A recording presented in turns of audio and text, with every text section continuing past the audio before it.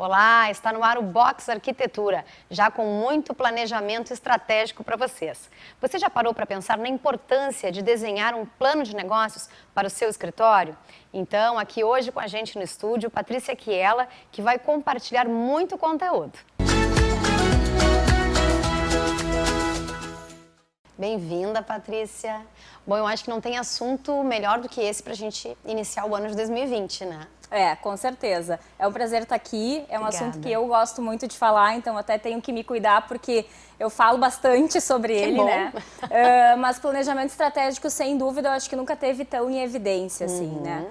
Porque a gente tem um grande desafio no mercado, cada vez maior, porque a competitividade está aumentando, o nível de exigência do cliente aumentando muito também. Então, a gente hoje lida com um cliente mais informado, com um cliente que tem mais poder de decisão e de escolha.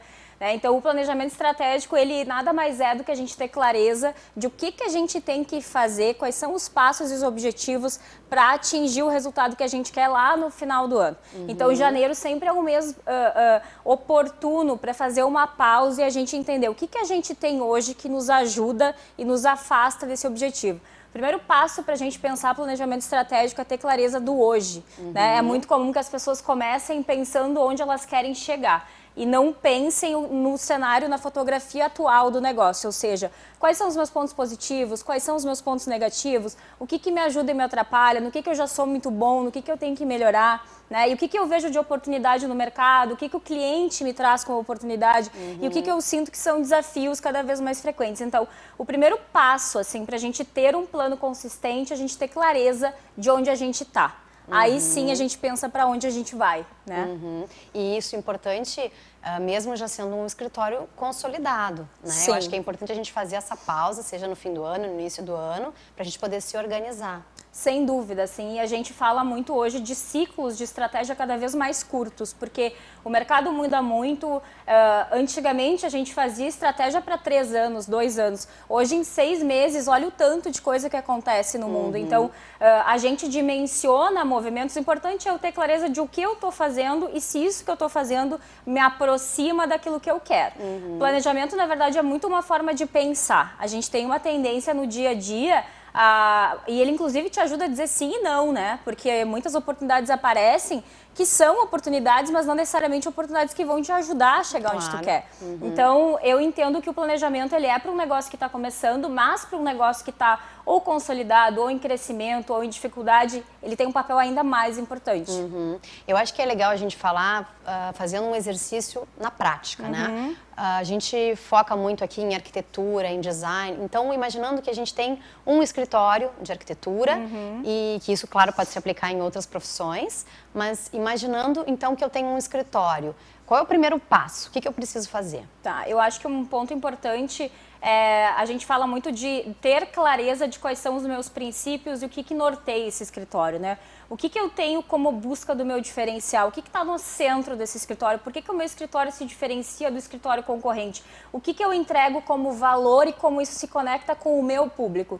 Então, escutar o cliente, às vezes é uma pesquisa simples, abre um questionário online, né? Mas esteja em contato, tenha a opinião do teu usuário, que na verdade é o cliente. Isso é muito importante, é para ele que a gente trabalha, né? Tu acha que a gente deve, então, fazer um feedback com o cliente, pesquisa de satisfação? Sem dúvida, sem dúvida. Eu, como consultora, busco sempre, ao final de cada projeto, sentir como é que foi aquela entrega. Eu acho que o cliente que nos dá a oportunidade de melhorar é sempre o melhor cliente, né? Que nos dá feedback, que nos deixa com retorno. Então, eu acho que ter o termômetro do cliente na mão é um bom ponto de partida. E somado a isso em que estágio que eu estou hoje e como eu quero estar em dezembro de 2020, né? Como é que eu quero chegar no final desse ano? Ou daqui a pouco, como é que eu quero chegar na metade, no primeiro semestre eu tenho um pouco de dificuldade de mencionar. Eu quero crescer, eu preciso estruturar a equipe, eu preciso me estabilizar como empresa, eu preciso arrumar meu fluxo de caixa, eu preciso ganhar projetos novos, projetos com maior ticket. O que eu estou buscando? Porque às vezes a gente fala de crescer para mim pode ser diferente de um outro consultor, claro, né? Então, clareza do que eu quero e o que valor eu gero, o que está no centro da minha empresa. Tá, e feito isso?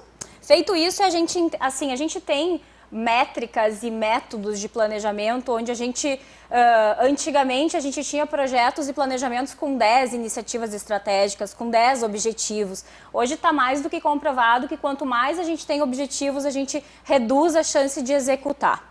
Então, eu dou um conselho que, na verdade, na prática tenho visto com empreendedores e com negócios mais médio e grande porte, que a gente tem que conseguir colocar foco. Quais são de 3 a 5 objetivos que eu tenho para esse ano?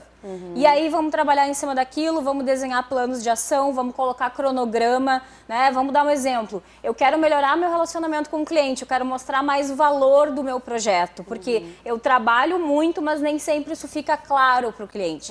Bom, então isso é um ponto e esse é um objetivo.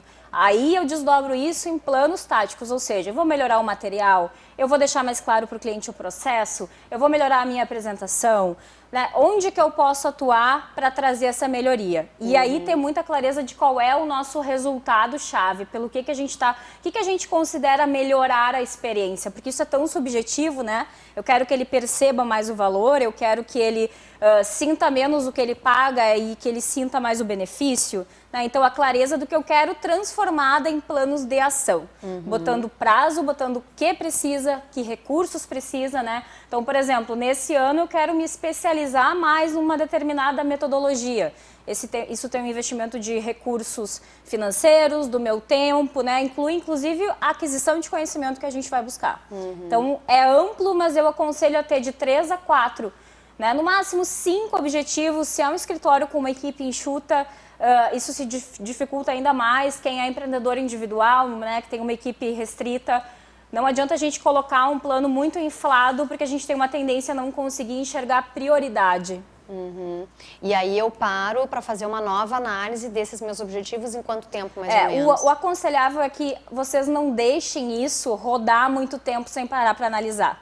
Porque quem consome a estratégia é a rotina, é o dia a dia, né? Quem faz com que a gente tenha que abandonar alguma coisa em função de uma emergência, de uma urgência que sempre vai ter a rotina. Então, de mês em mês, mensalmente, parar para fazer um olhar, não precisa ser nada muito aprofundado, mas tô chegando lá, tô conseguindo andar, tá evoluindo, e trimestralmente fazer uma avaliação um pouquinho mais profunda. E de 6 em 6 meses tentar revisar, ajustar a rota. Se eu dimensionei um objetivo que eu vejo que em 6 meses eu não tô conseguindo atingir, de repente é hora de revisitar aquele objetivo e ver se eu dimensionei ele corretamente ou não. O que seria essa análise mais profunda? Aí eu acho que é tentar... uma coisa é a gente olhar e ver se está andando ou não. Outra coisa seria parar, repensar se for preciso alguma estratégia, né? Bom, aqui eu coloquei um objetivo que eu vejo que eu já não estou chegando lá.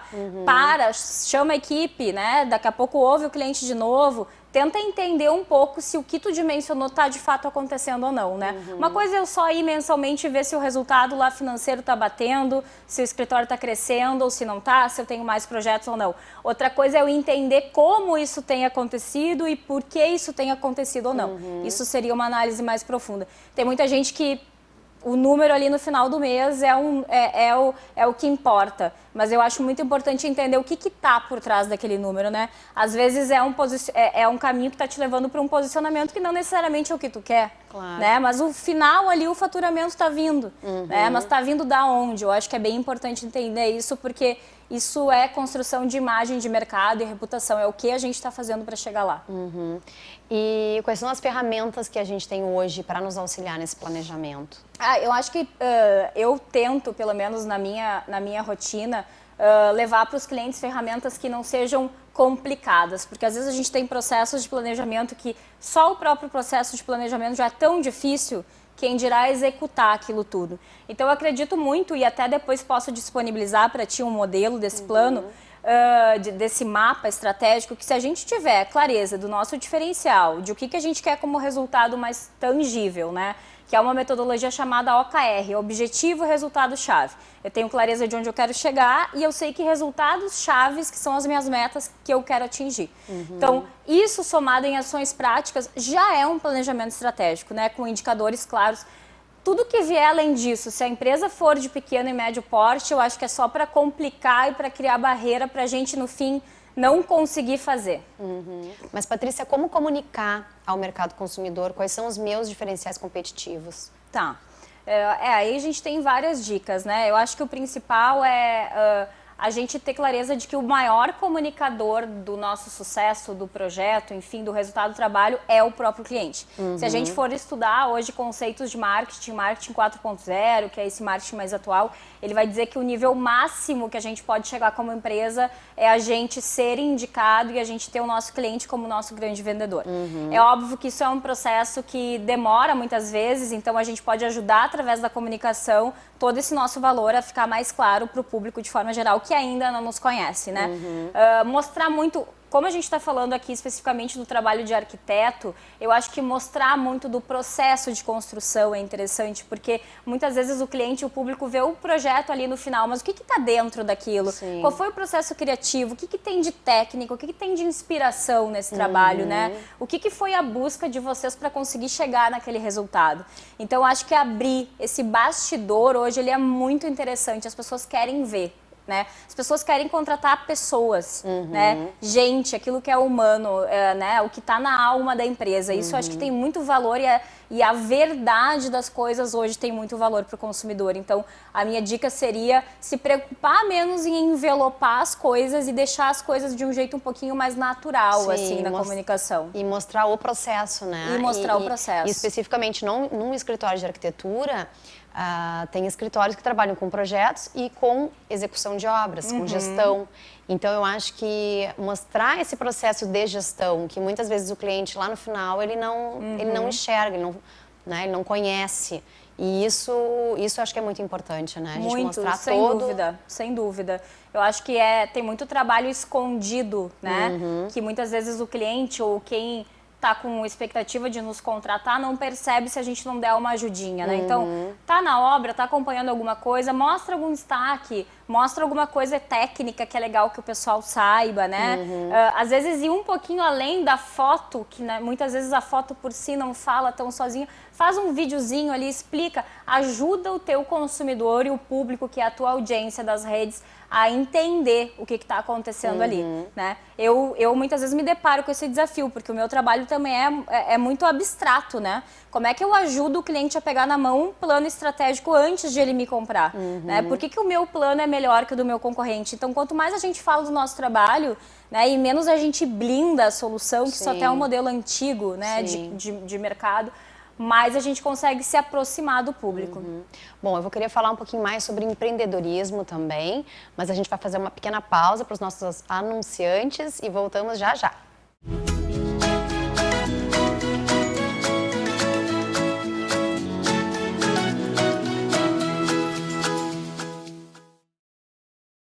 Olá, estamos de volta no estúdio com Patrícia Chiella, falando aqui hoje sobre planejamento estratégico para os nossos negócios.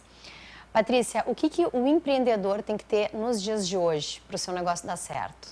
Tá, a gente tem, na verdade, tipos diferentes de empreendedores, né? Tem um empreendedor que começou a empreender porque viu uma oportunidade, teve uma ideia de negócio. Tem um empreendedor que começou a empreender porque teve uma necessidade, né? Ou porque não estava desempregado, ou porque, enfim, encontrou como um caminho mais fácil essa alternativa de ter o seu próprio negócio. O fato é que uma hora ou outra vai ter que olhar para isso de um jeito mais sério, né? Porque a gente não consegue mais hoje sustentar um negócio de qualquer forma com o nível de exigência que a gente tem no mercado, né? Então, eu acredito muito que empreender exige da gente muito autoconhecimento. A gente lida com a gente mesmo o dia todo, né? É basicamente tu a serviço do teu negócio, ou seja, primeiro ponto para mim é a gente se conhecer para entender o que eu tenho de positivo e o que eu tenho que me atrapalha para ser um profissional que precisa estar buscando o novo, ter vontade de renovação, ter vontade de aprender, né? Ele tem que ser, de certa maneira, inquieto, ele não pode ser ele não pode gostar do conforto da situação, né? Ele tem que buscar... se acomodar, né? Exato. Então, eu acho que tem muita gente que já tem esse perfil mais naturalmente, tem gente que tem que se desenvolver, então acho que é uma escolha de vida empreender, porque exige que a gente abra mão de uma série de coisas, né? Se tu for de fato, ou se tu começou por necessidade ou oportunidade, uma hora tu vai ter que decidir se isso é pra tua vida ou não. Porque muitas vezes o dinheiro que seria para uma viagem vai para o investimento no escritório, o sábado que seria para um passeio, ele vai ser para se dedicar a alguma estratégia. Então, eu acho que de fato é uma escolha de vida e de fato tem que ser para quem sente paixão por estar fazendo isso, né? Eu acho que sem paixão por aquilo que se faz é muito difícil. Já é difícil nem todo dia é bom, a gente faz atividades... Tem uma coisa muito idealizada no processo de empreender, que parece que a gente vai ser 100% do tempo feliz, né? Tem uma série de coisas que eu não gosto de fazer, mas ainda assim empreender é a minha escolha de vida, né? Então eu acho que tem que ter jogo de cintura, flexibilidade e tem que conseguir, acima de tudo, ser uma pessoa que busca renovação constantemente. E muito esforço, né? Muito, Não muito. adianta, sem dedicação, hoje a gente não vai a lugar nenhum. É, né? não adianta querer pular etapas, é uma construção. E a gente tem ouvido muito, cada vez mais, falar em inovação. Como aplicar isso no nosso escritório? É tão difícil, tão...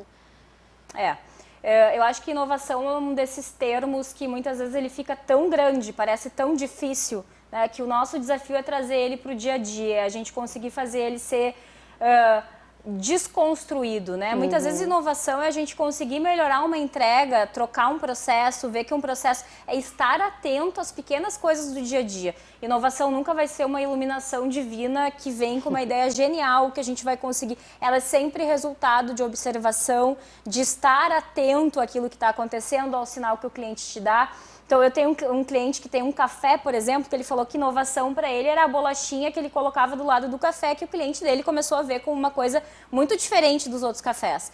Isso é tão pequeno, exato, isso é tão pequeno, mas inovação é a gente encontrar uma solução inédita, ou inovadora, ou diferente para uma coisa que sempre foi feita da mesma forma. Né? Então, se a gente trouxer o conceito de inovação para mais próximo da gente, acho que fica mais fácil, né?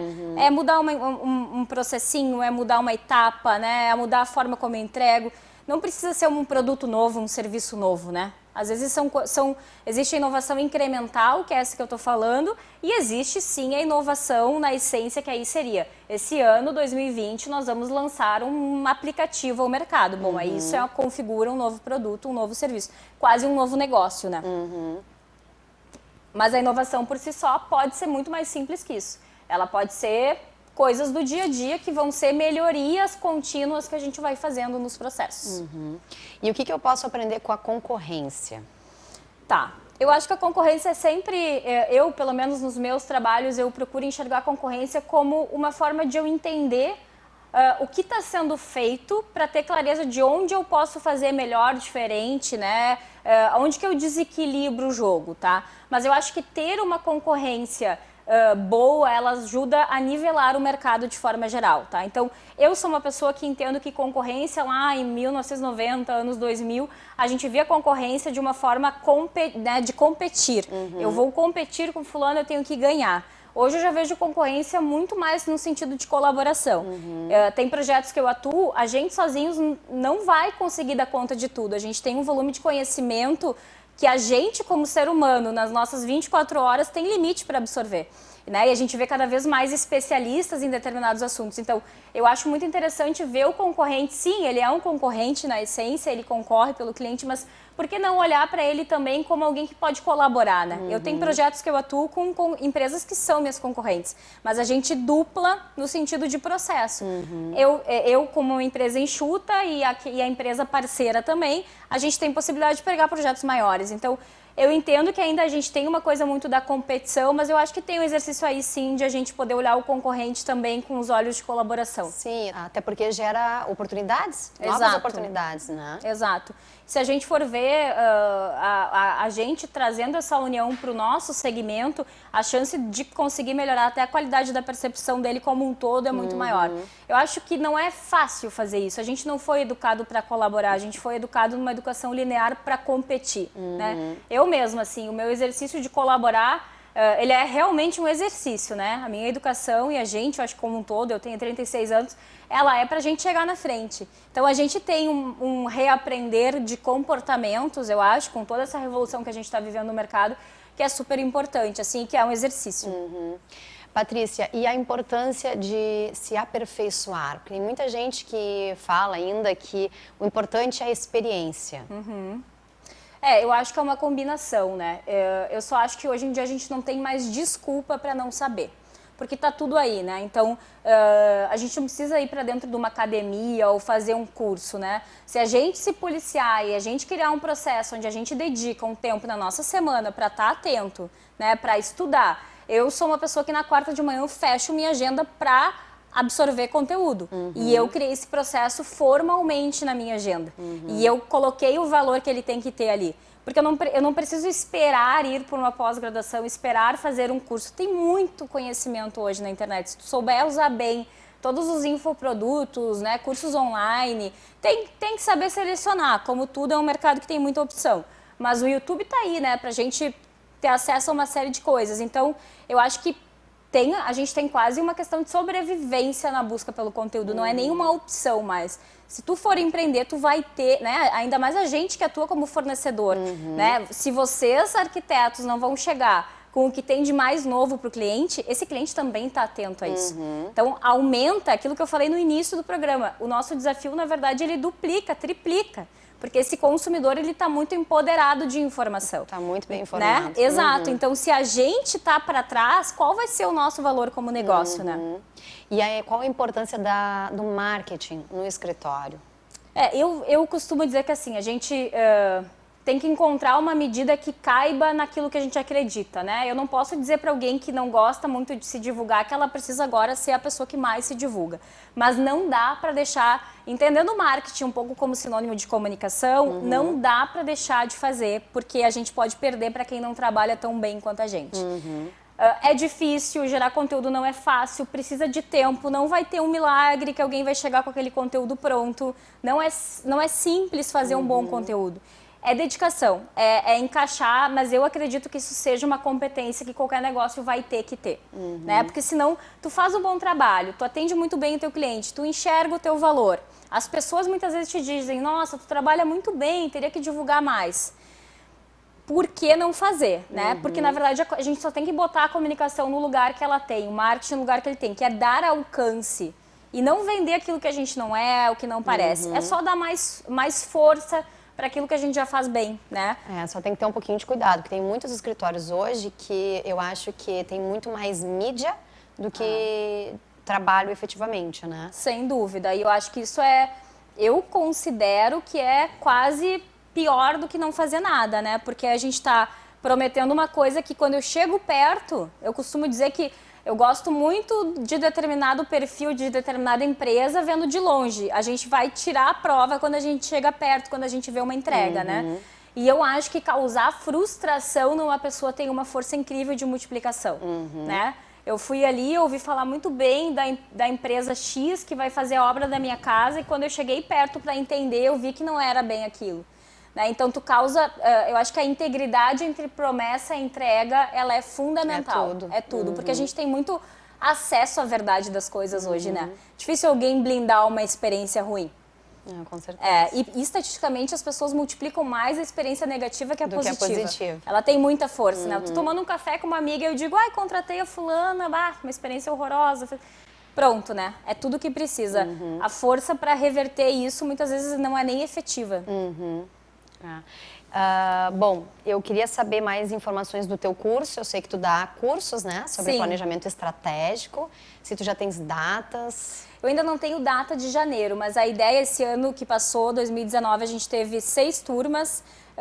A ideia é concentrar em um dia uma imersão para a gente passear por um pouco disso tudo que eu falei, em termos de planejamento estratégico, sair desse dia com o plano construído. Com certeza a gente vai ter pelo menos uma edição em janeiro, agora.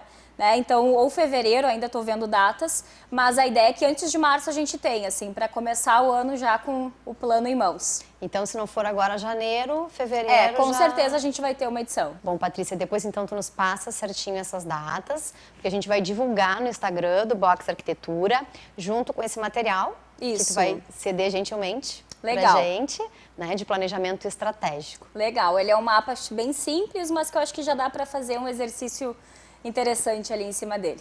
Com certeza. Tá. A gente ficaria muito mais tempo aqui contigo, mas infelizmente a gente vai ter que encerrar o programa hoje. Muito obrigada pelo teu tempo, pelas tuas dicas. Imagina, eu que agradeço e desejo boa sorte para todo mundo, né? Que 2020 seja um ano muito próspero para todo mundo que empreende. Amém. Muito obrigada, Patrícia. Muito obrigada a vocês pela audiência. Continua seguindo a gente lá no Instagram, boxarquitetura.tv. E eu te espero semana que vem aqui na Vale TV às 22 horas. Até lá!